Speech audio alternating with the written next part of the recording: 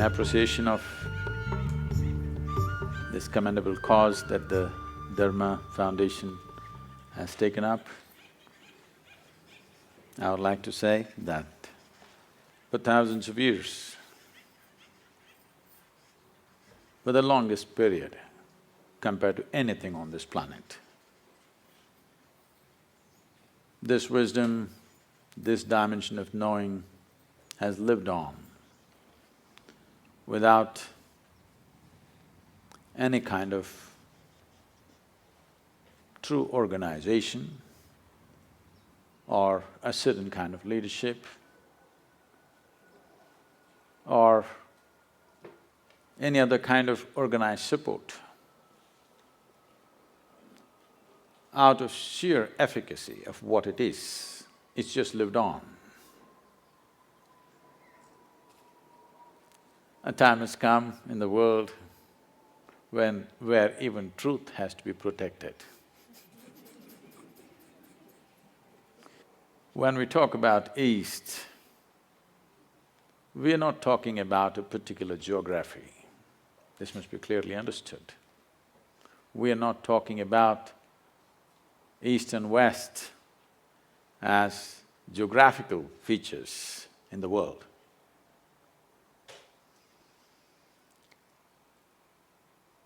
Any number of great minds in America have said things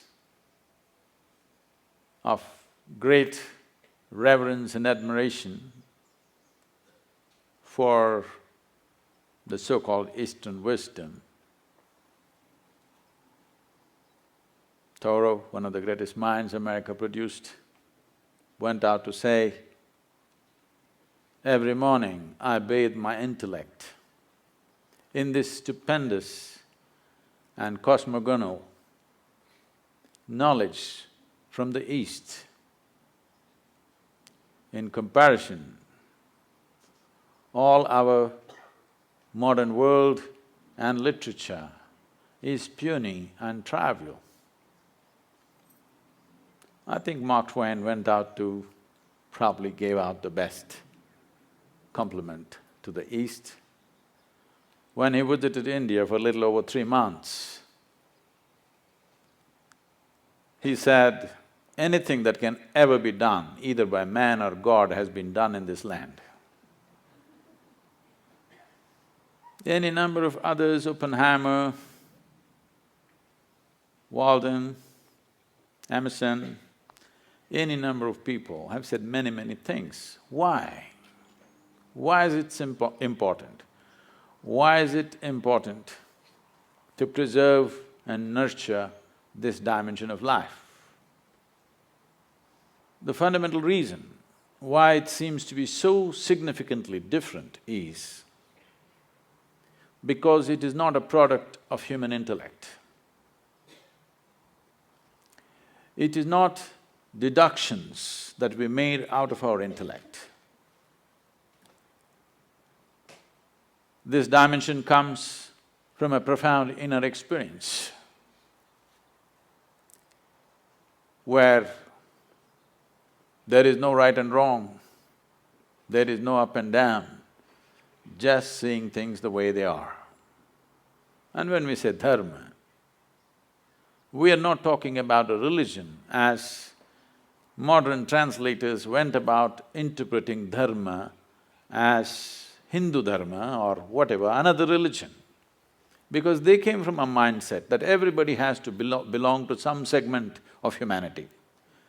They come from a mindset where humanity has to be divided one way or the other, because they come from the surface intelligence of human nature, which we call as intellect. Unfortunately, the modern societies, modern education systems have entirely dedicated themselves to the human intellect, completely ignoring other dimensions of intelligence which definitely exist within us.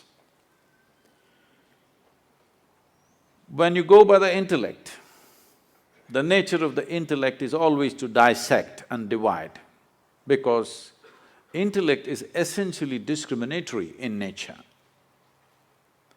And intellect functions always with a certain identity. If you have no identity, you cannot use your intellect. So with individual identities, either of race, religion, nationality, caste, creed, gender, when you apply your intellect, it'll split the world into many pieces. So the significance of what we are referring to as the spirit of Eastern wisdom is, it does not come from human intellect. It comes from a deeper dimension of intelligence within us. When I say a deeper dimension of intelligence, a simplistic way of looking at it would be, whatever you had for lunch today, if you had a piece of bread, over the afternoon, this bread is being transformed into a human being. You definitely cannot do that with your intellect. There's an intelligence here which is capable of making a banana into a human being. You definitely cannot do that with your intellect. A dimension of intelligence which is beyond thought process. Thought, or the product of intellect, is essentially always functioning from a limited amount of data that we have gathered. Now, what we call as Eastern wisdom is not coming from a limited amount of data that we have gathered either from the books or our life experience, but simply by enhancing our ability to perceive life in ways that the five sense organs cannot function. Why I'm talking about the five sense organs is all the data that you have ever gathered, which rests in so many aspects within you, which is the food for the intellect, comes from the five sense organs. In the very nature of things, sense organs cannot perceive the entirety of anything. If you can see this part of my hand, you cannot see this part of my hand. This is the nature of sense perception. Even if you take a grain of sand, if you see one part of it, you cannot see the other face of it. Sense organs can only perceive in comparison. If there is no comparison, your senses are useless. Because there is darkness, you know what is light. Otherwise, you just would not know what is light. If light was on all the time and there was no darkness, you would not know what is light. Because there is silence, you know what is sound. If there was no silence, you would not have the idea of what is sound. So always in comparison, it is like, let's say you're 6 feet tall. Now, you walk like a tall man, you think like a tall man, you feel like a tall man, you are a tall man. You went to another society where everybody is 8 feet tall. Suddenly you walk like a short man, think like a short man, feel like a short man, and you are a short man. So what you perceive in comparison is a distortion of reality. It is not reality as it is. So whatever we perceive in comparison is useful for our survival process. But if we want to know the nature of this existence, sense organs are not sufficient instruments. What is light for you is darkness for many other creatures. You ever got into an argument with an owl? If you did, which is light, which is darkness, where would it go? It would be endless argument. Who is right, you or the owl? Oh, if you're saying both, either you belong to the diplomatic corps or you have a successful marriage.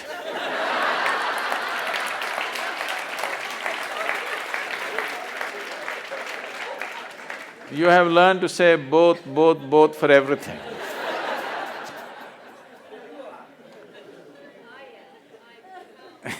You're right. Well, that is the basis of all the problems on the planet. I'm right and you're wrong.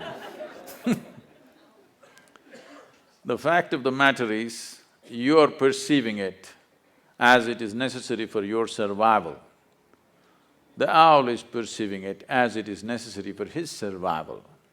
If survival is all you're seeking, your five sense organs and intellect are sufficient instruments.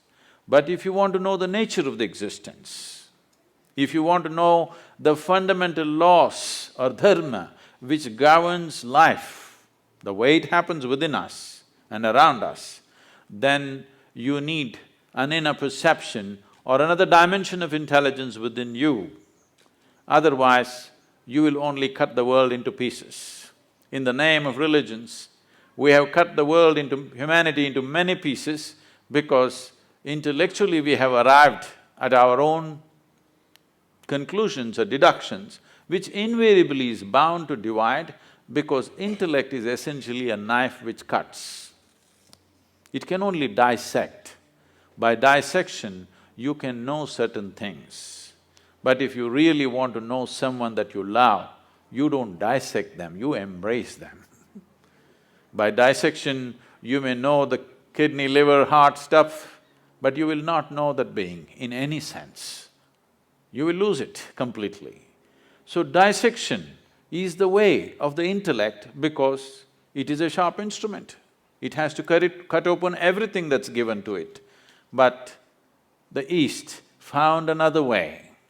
Out of profoundness of experience, you can know life. By turning inward, you can know life. When I say turning inward, you must understand that essentially the five sense organs are always outward. You can see what's around you, but you cannot roll your eyeballs inward and scan yourself. You can hear this, but so much activity in this body, you cannot hear this. If an ant crawls upon this hand, you can feel it. So much blood flowing, you cannot feel it. Because in the very nature of things, sense organs are outward bound.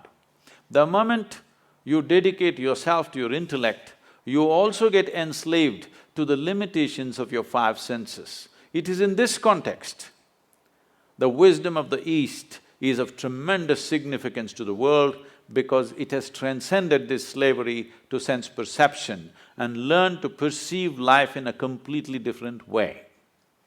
What is this completely different way? In English language, if you say mind, it is just one word, it is supposed to say everything. In the yogic culture, there are 16 parts to the mind, 16 dimensions of human mind. Now if I go into 16, it would take too much time, so let me compress it into 4. The 4 aspects of the mind are called buddhi, ahankara, manas and chitta. Buddhi means the intellect. Today, modern world is largely run by the intellect. So with this, we can do many things on the outside. We can go on enhancing the comforts and conveniences of life. We've done very well in terms of comforts and conveniences. Never before, never ever before, another generation of humanity ever knew the kind of comforts and conveniences that we have today, but at the same time, we are whining like never before. Because as the comforts and convenience increase on the outside, as there is less to complain about what is happening around you, the emptiness of within echoes within you in a horrible way. When you're fighting for survival, when every day you are struggling to fix small things on the outside, you will not realize this. When outside is well settled, that is when you'll see how hollow life has become. The biggest question in the world, you will see in the next few decades is, what the hell are we doing here anyway? Because everything that needs to be fixed on the outside is done, now what? 7.2 billion people on the planet. But right now, gradually it's looming large. Loneliness is one of the biggest problems dogs are being tortured to fulfill human loneliness.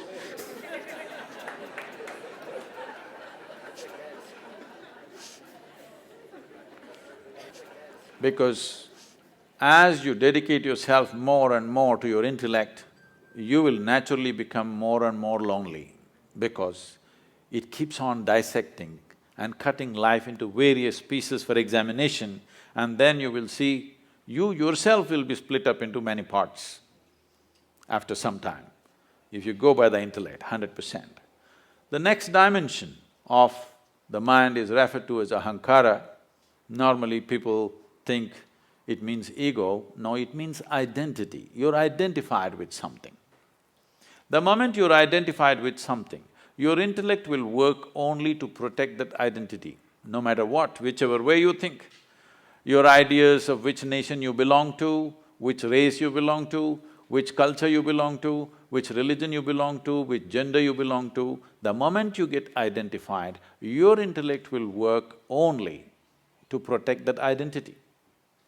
So, it is a certain kind of prejudice. Well, you may say, I'm not prejudiced, I'm very broad-minded. All right, it's a broad prejudice.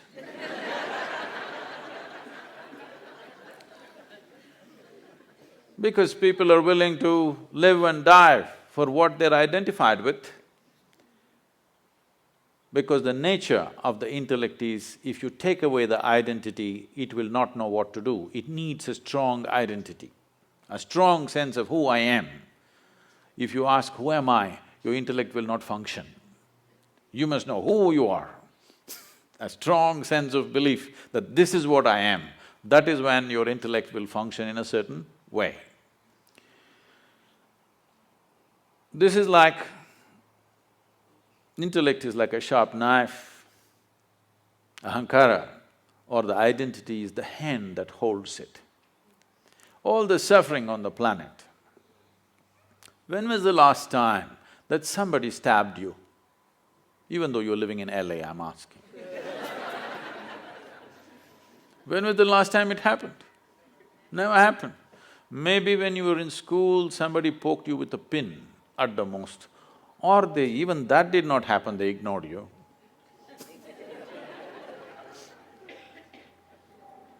Or what I'm saying is, how much suffering for a human being is actually coming from outside? Almost nothing. Rest is all self-help. Because this is a sharp knife given to you, unsteady hand, every day it's cutting itself. You know, we were trekking in Nepal and Tibet region, and I was in a tent. Someone was cutting an apple, and someone else, another person says, "This is a very sharp knife, be careful." It irritates me because such an obvious thing, you call it a knife only because it's sharp. If the damn thing is not sharp, why will I call it a knife? And if it's a child, yes. A full-grown man, you don't tell him it's a sharp knife. I ignored it and I was working on something. Another 2 minutes, again it is said, "It's a very sharp knife, be careful." I said, "Come on, leave him alone." He's a grown man, leave him alone. He's not handling some super instrument, a knife. He should know how to handle a knife. "No, no, Sadhguru, it's a very sharp knife." All right, I get back to my work. 2 minutes later, he cuts his hand. Okay. Now, the problem is just this. You've been given a sharp knife, unsteady hand, every day cutting yourself. You may call it stress, you may call it anxiety, you may call it fear, you may call it misery, you call it what you want. All that's happening is, your intellect is working against you. That's all it is. Unless somebody is stabbing you from outside, that's a different issue. We need to deal with that differently. Rest is all your own intelligence turning against you. You may call it 1,000 no, my mother-in-law, my boss, my neighbor, they're not stabbing you, they're only saying what they want to say. It is you who's poking yourself because an unsteady hand, that's all. But this intellect cannot function without a memory bank. So what is called as manas is a silo of memory. There are 8 dimensions of memory. Let's not go into the detail, but you know this much. There is a conscious memory. Today they're recognizing a subconscious memory. You know there is genetic memory. You may not remember how your great-great-great-grandfather looked like, but his nose is sitting on your face. 1,000,000 years ago, how your forefathers were, even today, your body remembers. You may not remember here, but your body remembers every aspect of it. Even the color of the skin it is remembering, not forgotten. So there is genetic memory, there is evolutionary memory. Like this, there's a profound dimension of memory in the body. There are 1,000,000,000,000 times more memory in your body than in your mind. So this is why this is called as manomaya kosha. This is an entire manas, not in one place. Intellect may be up here, but the manas spreads right through the system. Every cell in the body has a memory of its own, has an intelligence of its own. Now the 4th dimension of intelligence is called chitta. This is a dimension of intelligence which is unsullied by memory. If you touch this dimension, then the memory has no influence on you. Your genetic memory, your evolutionary memory, your conscious memories, unconscious memory, subconscious memory, whatever kinds of memories you have, it has no influence on you. Or in other words, past cannot recycle itself through you.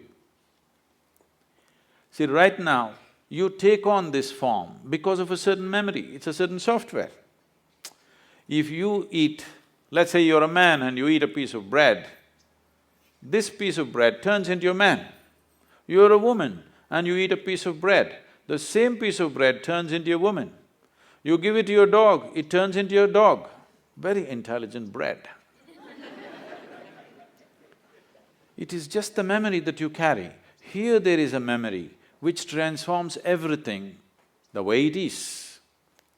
So, this dimension of intelligence, which is called as chitta, which is untouched by any kind of memory, just pure intelligence, is of significance because it's beyond.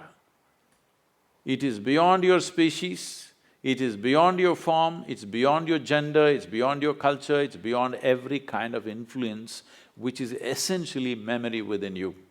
Maybe unconscious, but it is memory playing out in so many ways. As long as memory is playing out, what it means is, in India we say you're in a state of samsara. Samsara means a lot of people today understand as family.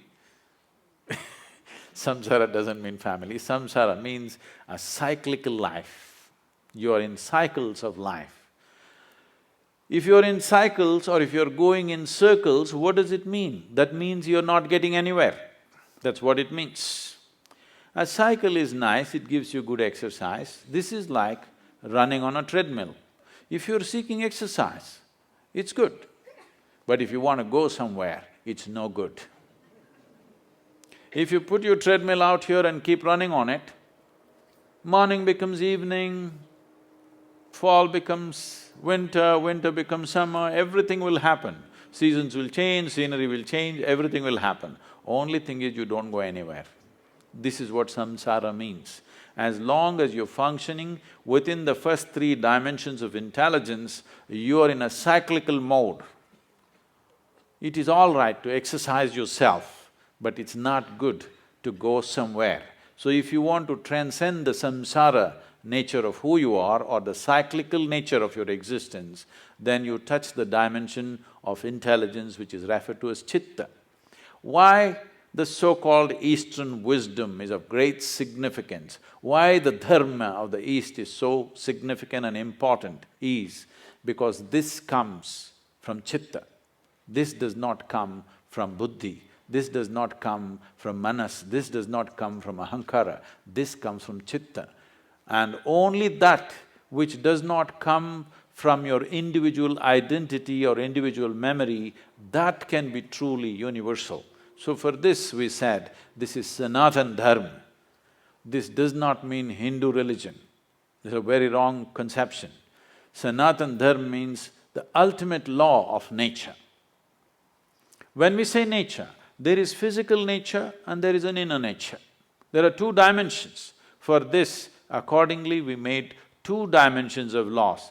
Physical nature is a changing thing. It's always in a process of change and a flux.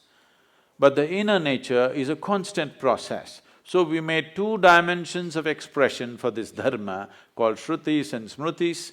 One is always to be updated for every generation.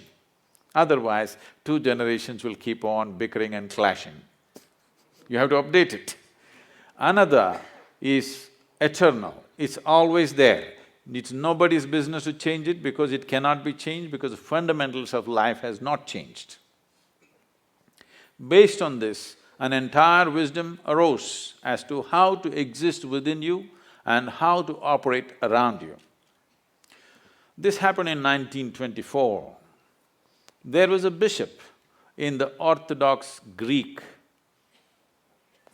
religion where, there's Orthodox Greek segment of Christians. They have a pope of their own in Istanbul. They believe they are the only true Christians. Others are all riffraff, according to them. So, he served this particular segment, which is very orthodox and rigid. Being in Istanbul, being on the Silk Route, all kinds of stories of Indian mysticism kept wafting across the Bosphorus. So, he has a longing to go to India and see a real yogi or a mystic.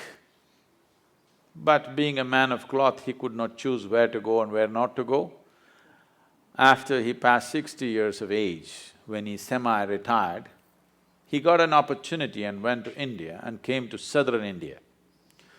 So his desire is to meet a real yogi, not a book yogi, not a studio yogi, but a real one. So somebody directed him and said, go up this hill, there in this kind of place, there will be one yogi. So he went up. Well, he's not made for the mountains, he went huffing and puffing up, and then he found in front of a small cave, a yogi was sitting, eyes closed, totally blissed out.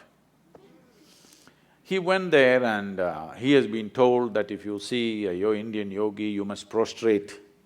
Well, he was not made for that, but he somehow managed, huffed and puffed and sat down. Hearing this commotion, the yogi opened his eyes and smiled. Immediately the bishop looked at him and said, can I ask you a question? The yogi said, by all means.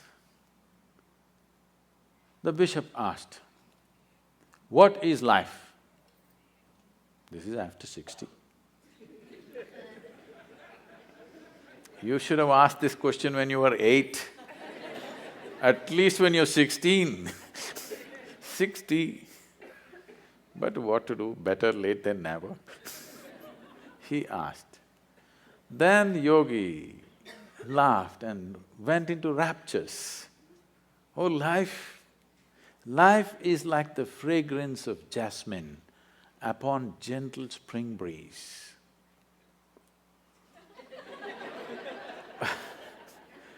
The bishop looked at him and said, what? Life is like fragrance of jasmine upon gentle spring breeze? Our teacher told us, life is like a thorn. Once it gets into you, if you sit, it hurts, if you stand, it hurts, if you lie down, it hurts. What is this fragrance of jasmine upon gentle spring breeze? So So the yogi smiled and said, well, that's his life. So this comes from the fundamental that when a human being clearly, experientially understands that entire experience of human life is created from within, never from outside. Right now as you sit here, do you at least see me? Even if you're not listening to me, I'm saying. Can you use your hand and show where I am? No, you're getting it all wrong. You know, I'm a mystic from South India. Now this light is falling upon me, reflecting, going through your lenses, inverted image in the retina, you know the whole story. Where do you see me right now? Within yourself. Where do you hear me right now? Within yourself. Where have you seen the entire world? Within yourself. Have you ever experienced anything outside of yourself? Right now, someone next to you, if they touch you, you think you're experiencing their hand. No. You're only experiencing the sensations in your hand. In the very nature of things, you cannot experience anything outside of yourself. When the entire experience of life is caused from within you, at least it must happen the way you want it, isn't it? The world will not happen the way you want it. At least the experience of living here within you must happen the way you want it. If your experience of life happened just the way you want it, how would you keep yourself, blissful or miserable? Please, you must tell me, I'm going to bless you. Blissful or miserable? For yourself, definitely highest level of pleasantness for yourself. What you want for your neighbor may be debatable, but you know what you want for yourself, isn't it? Now, blissfulness or pleasantness of life is not a goal by itself. It is only when you're blissful by your own nature.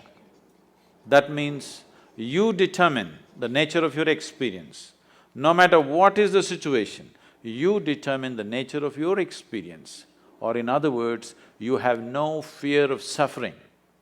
Only and only when there is no fear of suffering will you walk full stride in this life. Otherwise, it's always about what will happen to me, what will happen to me. Every step is a half a step. Now, this so-called spirit of Eastern wisdom comes from those beings who walked full stride, who determined the nature of their experience. The outside never decided who they are.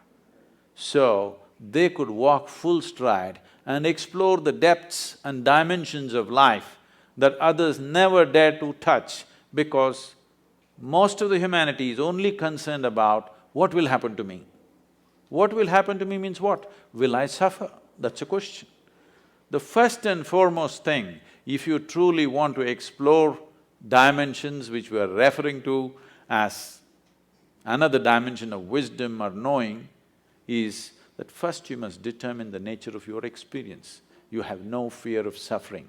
Only then, truly exploring human consciousness becomes a reality. Touching dimensions of intelligence, which gives access to the entire universe, becomes a possibility. I'm supposed to open up for questions. It's time you ask your questions, please. The population I work with that are in the verge of homelessness or they're addicts, if I tell them that it is your intellect and it's your perception and this doesn't exist, they will laugh at me because it definitely exists. Must, because it's the dumbest thing to say. Right. So I wanted to know the spirituality that you teach, the spirituality that many gurus teach, how is it usable for someone that doesn't have food to eat and it's going to become homeless, and there's so many problems, especially in America. I mean, of course I teach them resiliency, it's a different fact, but every time I want to open my mouth and use some of your teachings, I have to step back. Now, the first problem is that you believe in the teachings, because this is the problem with the entire world. They've been cultured in some belief or the other. This is what is significant about what is referred to as Sanatana Dharma or what is referred to as the Indian way of looking at things is, this is not a land of belief systems, this is a land of seekers. Never ever were anybody encouraged to believe anything. If you see anything that comes from that land, you will see it is all about questions, never about a belief system. If you enter an Indian home, in the same house, 5 different people are worshipping 25 different gods and goddesses. They're still not made up their minds, which is… and they have no problem, they'll never fight about it because it's a land of seeking. So, first mistake you make is you believe what I say. I am constantly reminding you, don't believe a goddamn thing that anybody says. But don't be foolish enough to disbelieve it either. All you have to do is experiment with it. Does it work or doesn't work? If it works, you keep it, otherwise rubbish it, what's the problem?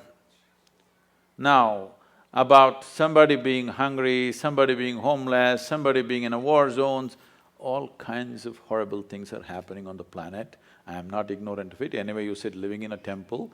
I am not living in a temple. I am more of the world than you are.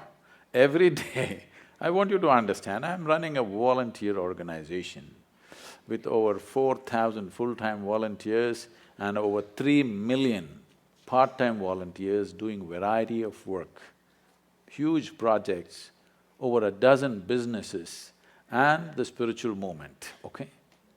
Now, I want you to understand, more things are going wrong with my life on a daily basis than anybody's life.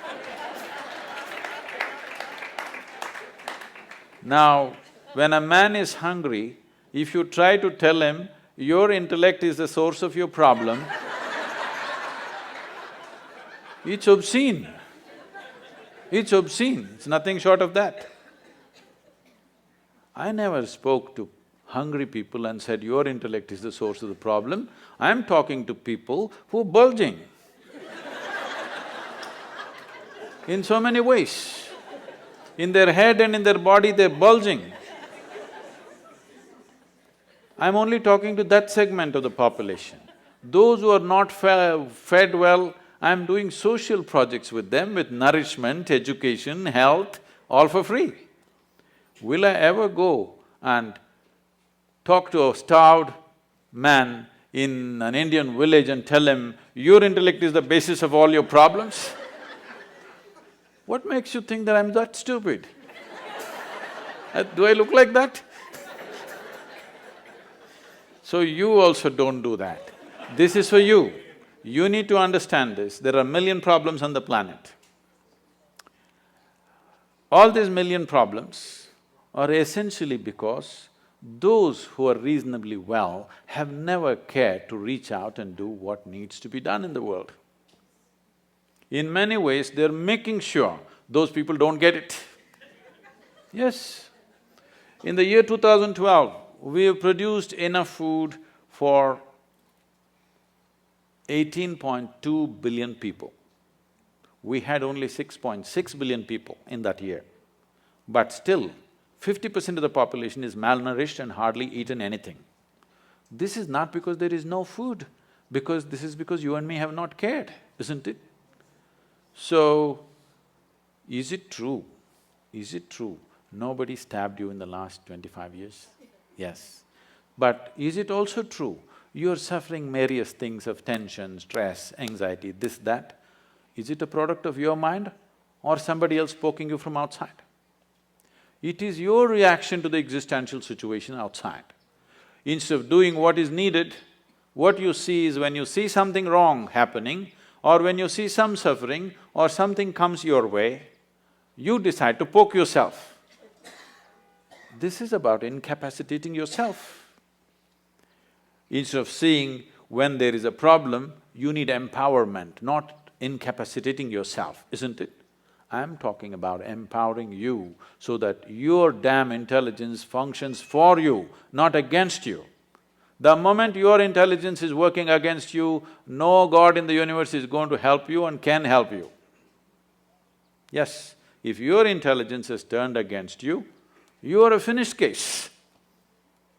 So I'm saying, first let your intelligence work for you. If it works for you, there are many miraculous things that you can do for all those people who have still not eaten properly, for whom basic things have not been taken care of. That's our business, because somehow we've landed in a place where you and me are at least eating well. Once we are in such a privilege, we must use our intelligence to see what is the best thing we can do in the world, not sit here and twist yourself out. I'm saying don't twist yourself out. If you are joyful, naturally you will do the best things you can do. If I meet you when you're very happy, will you be nice to me? No. I don't believe that. When you're very happy, if I meet you, I'm sure you're a wonderful person. But when you're depressed, when you're unhappy, when you're frustrated, if I meet you, you could be a nasty person. This is true with every human being, isn't it?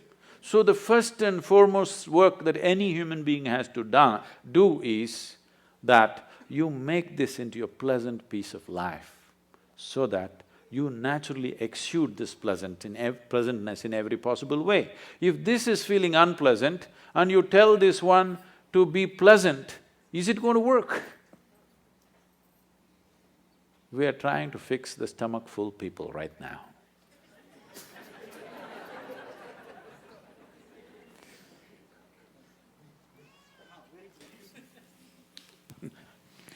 It was a pleasure listening to you, unbelievable. But my question is, what can I do so that I can acquire your skill of clarity?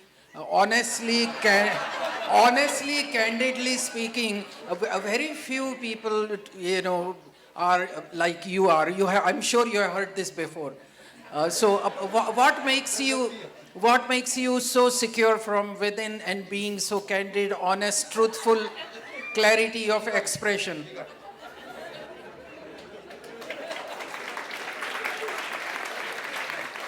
I didn't know that's a popular question.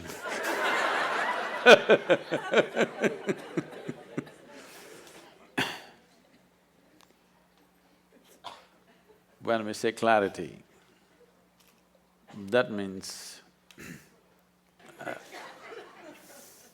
I want to tell you a joke, but it's a dirty joke, so I thought I'll skip that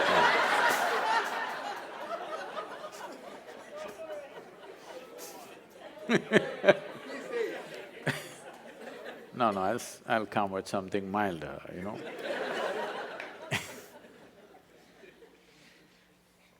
The problem with the human being right now is this.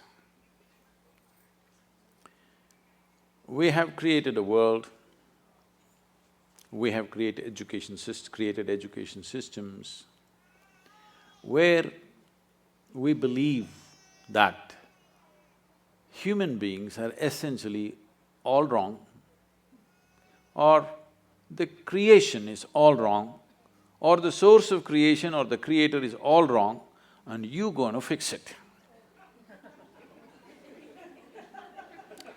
This is a convoluted idea. Instead of paying attention to life, we are coming up with philosophies and philosophies and philosophies. Philosophies are fantastic explanations to that which cannot be explained. If you want to know life, you must pay attention to life, isn't it? Right now, do you agree with me, madam, that this human mechanism is the most sophisticated machine on the planet? Do you agree with me? Are you a doctor? Yes. So, this is such a complex machine, this is the supercomputer, all right? I'm asking, have you bothered to read the user's manual?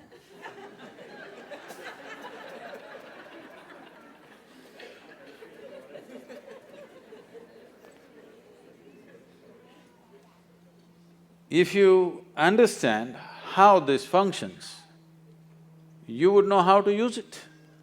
Even if you take a simple gadget like a phone, the more you know about it, the better you can use it, isn't it so? You have definitely, coming from India, you've definitely been bombarded with this thing about realization, self-realization. Let me put it in very simple terms. What self-realization means is, first of all, what the word realization means. Realization is not an achievement, it is not an accomplishment, it is just realization. That means something that's always here, you just manage to see it now. That means you were stupid all your life. Just now you saw it. You did not invent something new. You did not ramp yourself up to a mountain. No, you just saw the most obvious thing which was always here. You realized. So, realization means you realized how foolish you've been, everything has been right here and you didn't get it. So there are many ways, of course, most of you being from the Indian origin, I've not read this. I have to admit, I've never read the Gita because it never occurred to me. I'm sorry, I know this is a shock but living in India, bits and pieces of this are always floating around in the air and it's… You know many pieces of it, but I've never really studied it in any sense. So when, in a certain moment, when Arjuna asked, what is the nature of this truth that you're talking about? Where is it?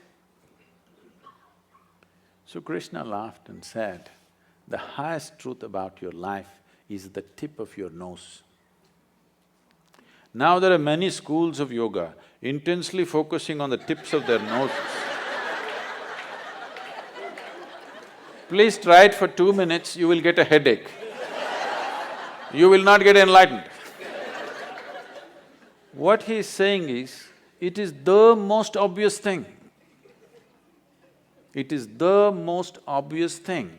But right now the problem is, all the instruments of perception that you have are outward bound, but the seat of your experience is within you. The fundamental seat of your experience is within you, but all the instruments of perception are outward bound. So how should I do this? You must understand, anything beyond survival, if it has to enter your life, some striving is needed. Let's say, as a little infant, you were left in the jungle without human contact. If something edible came in front of you, would you first try your ears, then nostrils, and somehow by accident find your mouth? Is that so? You would just know where to put it, isn't it? So what I'm saying is, everything that is necessary for survival is built into you. You're born with it. The five senses takes care of it. But if you want to know something more, you have to strive. For example, do you remember when you were 3, 4 or 5 years of age, you had to learn to write the alphabet. That damn A, how complicated it was. And on top of it, there were 2 versions. You had to write it 100 times to get it, isn't it? But today with your eyes closed, you can write. If that striving was not there, today could you write? Today would you know language? So anything beyond survival needs striving. Without the needed striving, it won't happen. There are ways to perceive the interiority of who you are, but unfortunately there's been no striving. Right now, we made this technology into such a simple, almost like a physical science. A plus B equals this, or 2 parts of hydrogen, 1 part of oxygen, water will come. If a great scientist puts it together, only water will come. An idiot puts it together, only water will come. So we made the entire Yoga Sutras like this, that if you do this, this and this will happen to you. That simple. And all I'm asking generally from people is, about 30 30 to 32 hours of focused time to develop an instrument where they can turn inward. Oh, 30 hours is too much. I'm saying, if you cannot dedicate a little bit of time to know what this is, that means your existence must be truly worthless. If this is worthwhile, you must pay attention to this, isn't it? If you want to know life, this is life, isn't it? When I say the word life, maybe you're thinking about your profession, your family, your car, your home. No, these are all accessories. This is life, isn't it so? Hello? But no attention has been paid. Your idea of fixing life is fixing all kinds of things. This happened one day. Shankaran Pillai was going home. No, I'm not done. Shankaran Pillai was going home. It is 7:30 in the evening. The rules at home, the wife's rules are 8, he must be home. It's only 7:30, he thought there's still time, let me have a quick drink and go. He just stepped into the local bar. He had a quick drink and a quick drink and a quick drink and a quick drink and a quick drink.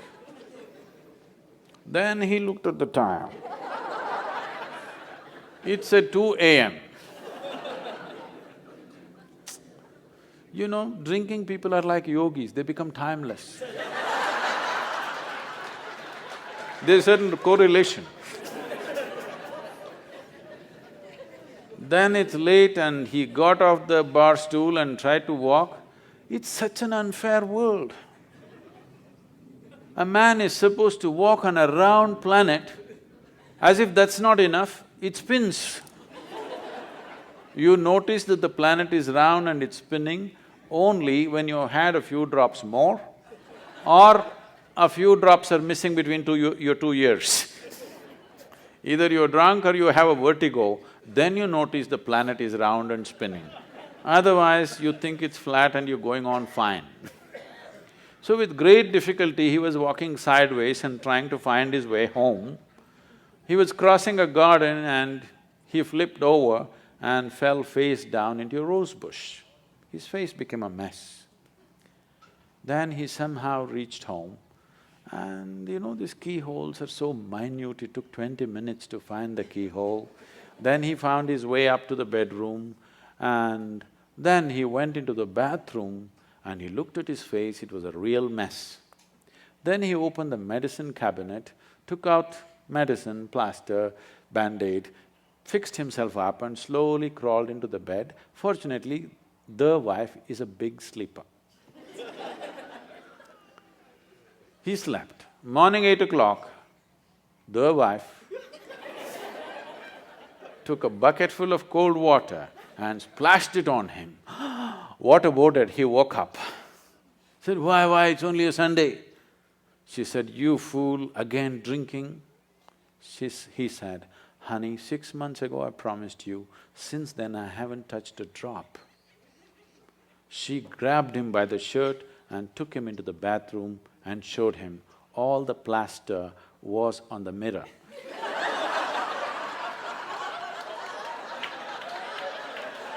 Why people have lost their clarity?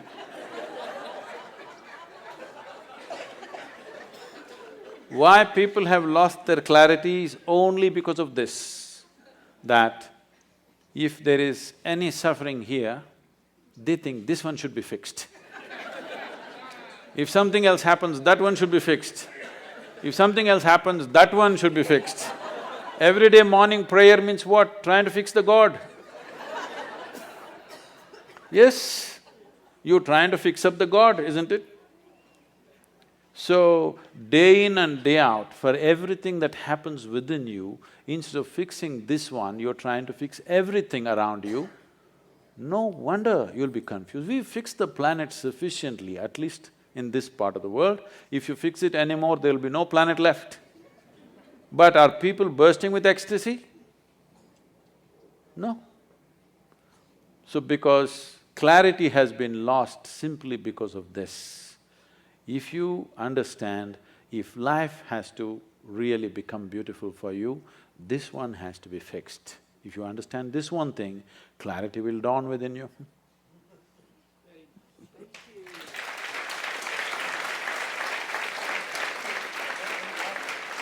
I actually have a question on chitta. How can you tap into chitta, which is what you said, memory with no effect and the ability to break through cycles? Right here you want to do that?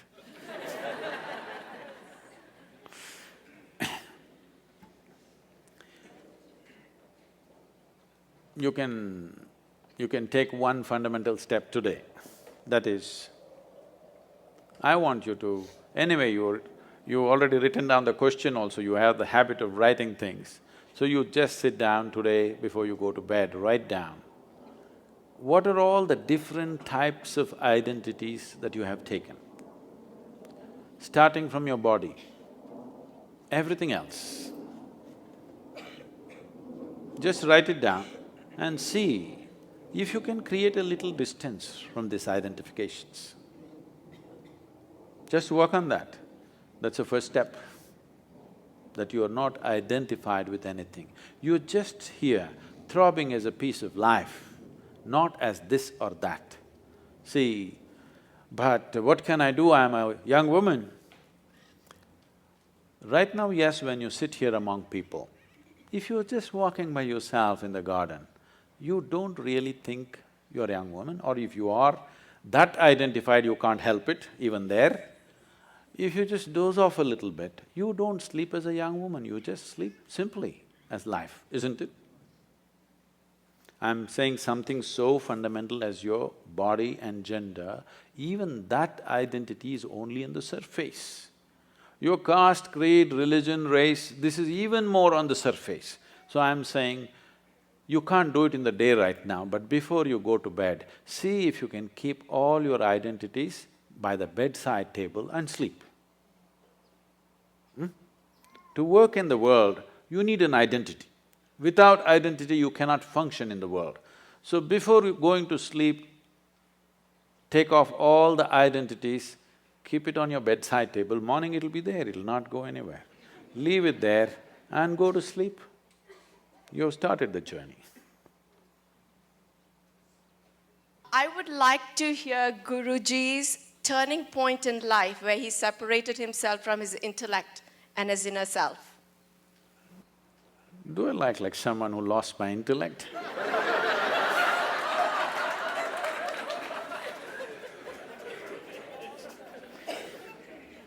I didn't think that I was coming out so dumb.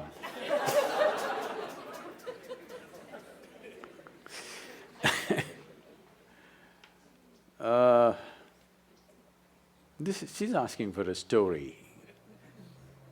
You want a story? Okay.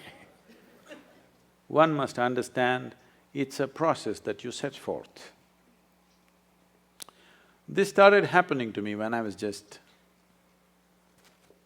around 4.5 years of age. I suddenly realized one day that I don't know anything. I don't know anything means I don't know anything at all. To such an extent, if somebody gives me a glass of water, I would not know what is water. I know if I drink this water, it'll quench my thirst and different ways of using it, I know what to do with it, but I don't know what it is. Well, actually, if you look at it, even today, you don't know what it is. It's the only substance present on the planet in all three different states. 3/4 of the planet is water, nearly 3/4 of your body is water. If you're looking for life, you look for a drop of water. There's a lot of excitement, they found a few drops on the Mars. I think people from California need to migrate.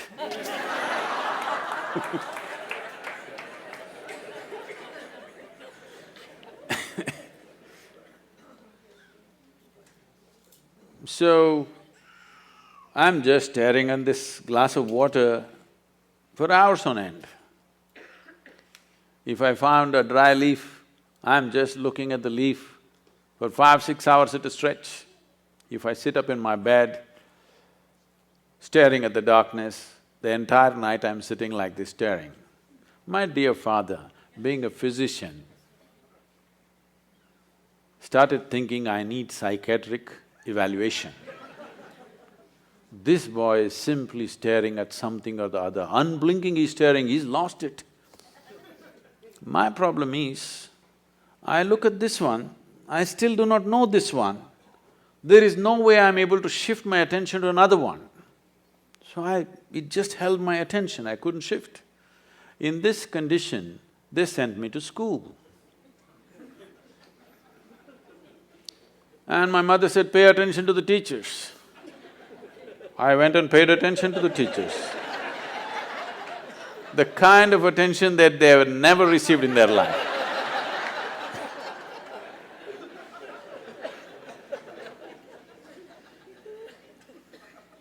And initially I understood the words that they were speaking and what they were trying to say.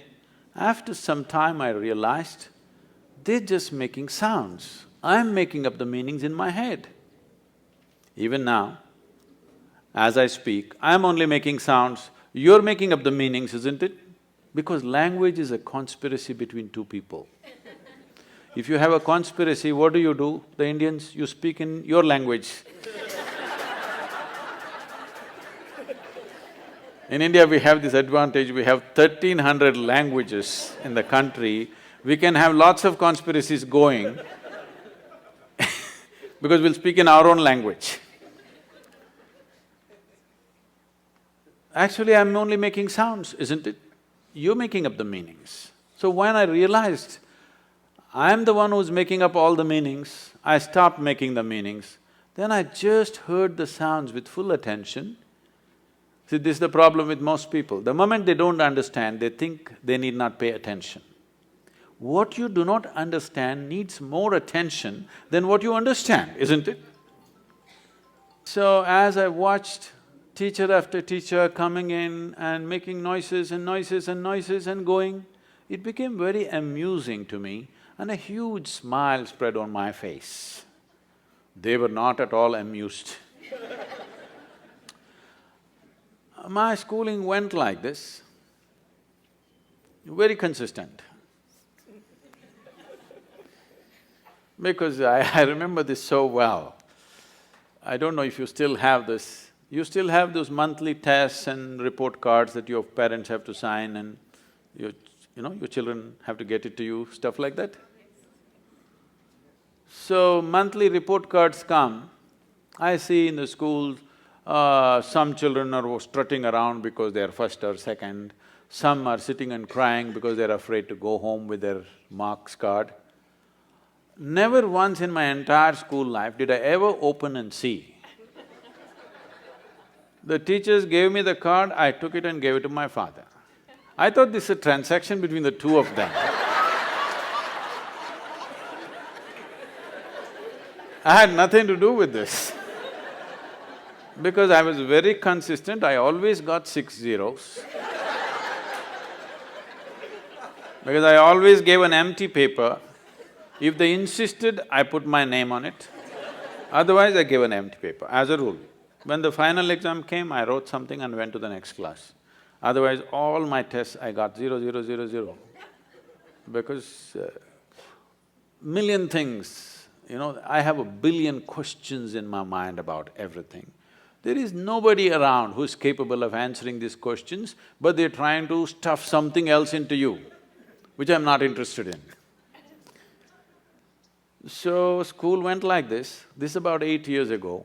This school where I studied nearly 45 years ago, they came to invite me for their 125th anniversary of the school.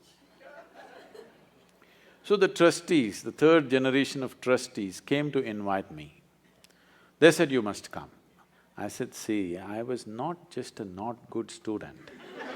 I was not even a student, why me, You call the brilliant students of your school, why me? They said, our school has produced union ministers, our school has produced cricketing stars, our school has produced film stars, you are the only mystic, you must come. So, okay. So I went there to speak and and I went and stood up in the quadrangle, looked around the same oppressive buildings. Then I suddenly remembered this classroom. I was about 13 years of age. One afternoon, the teacher is trying to get a response for some question he is asked. I hear the sounds, but I don't hear the words. After some time, I don't even hear the sounds, I don't even see their forms, I just see all kinds of things. I know their past, present and future, but I don't know what he's saying. I know his entire life better than him, but I don't know what he's saying. And 35–40 minutes, he desperately tried to get a response from me. But those days I'm made like this, sometimes 3 days, 4 days I don't utter a word, not because I'm in silence or something. When you don't know anything, what do you say? This I do not know anything has grown to such a size, it's like, my mind is billions of questions, simply.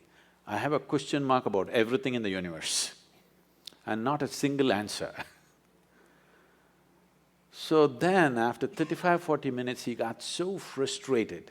He came and held me by the shoulders, shook me violently like this, and he said, "You must either be the divine or the devil. I think you're the latter." I did not feel abused by this or insulted by this. Till then my problem was, what is this, what is that, what is that, what is that, what is that? One thing was clear to me, this is me. Suddenly this guy confused me about this also. Suddenly I look like this, what am I? Am I divine, am I devil, what the hell am I? He just confused me for the first time, I thought this was clear. So I tried to stare at myself, it didn't work, so I closed my eyes. Initially minutes to hours it went on. One day I closed my eyes and sat. I thought I sat there for 25–30 minutes. When I opened my eyes, there's a huge crowd around me. India being what it is, there are garlands around me, around my neck, people are pulling my legs. They want to know, well, somebody wants to know about his business, somebody wants to know when his daughters will get married. I said, what the hell, where did you all come from? They said, you've been sitting here for 13 days. In my experience, it was only 25–30 minutes. When I tried to open my legs, my knees were stuck. It took almost an hour and a half, putting hot water, massage, everything to get my legs straightened out. Otherwise even I wouldn't have believed it, but 13 days had passed. In my experience, it just felt like 25–30 minutes. And suddenly, what is inside, what is outside, everything got mixed up. Clearly till then, I was very clear, this is me, that's you, all right? I had no issue with that one, but this is me and that is you. Suddenly, this idea of what is me and what is not me got all mixed up because what is me was just everywhere. Now, this looks like a hallucination and that's what I thought. I thought I'm just losing, going off my rocker. I'm just losing my mind. But every cell in my body is bursting with ecstasy. One thing I know is I don't want to lose it. It may be madness, but I don't want to lose it. So right now, my whole effort with life is to just rub off that madness on you. You should also know the ecstasy of being alive. Right now, you know the torture of your intellect. You must know the ecstasy of being alive.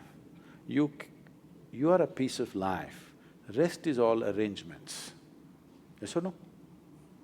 Why did you make these arrangements? To enhance your life.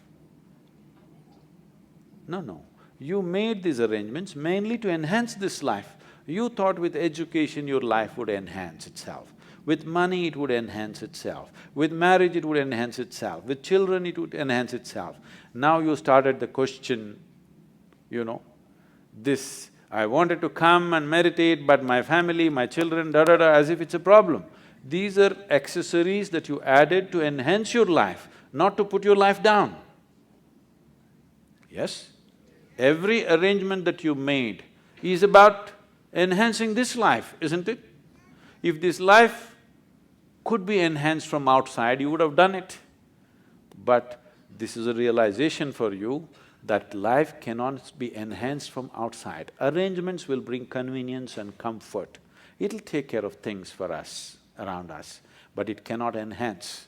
If you want to enhance that life, you have to turn inward. If you really care for people who are with you, your family, your children, the foremost thing that you need to do is, you have to enhance this. Because what is the damn best thing that you can do to people around you? That you are a wonderful human being. There's nothing better you can do to them. If you had a choice, either to live or work with joyful and blissful human beings, or work and live with miserable human beings, what is your choice? Blissful. I want you to please, please, please remember, everybody else is looking forward to the same thing.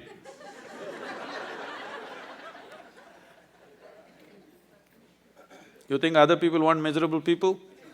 No, please just give them that much, that you're a joyful human being. Thank you very much.